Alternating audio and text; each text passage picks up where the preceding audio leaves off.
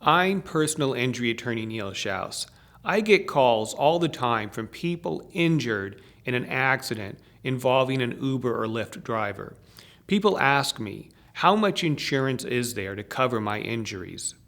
The answer is, if you were injured in a ride-sharing accident, as a passenger in an Uber or Lyft, or you were an Uber or Lyft driver, or you were in another vehicle that was struck by an Uber or Lyft driver with a passenger in their vehicle, then there is usually at least $1 million in insurance to cover your injuries.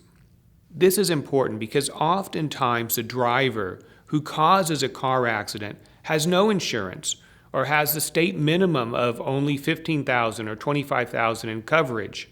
This means that no matter how serious the injuries or damages, there will be little or no money to collect from a lawsuit.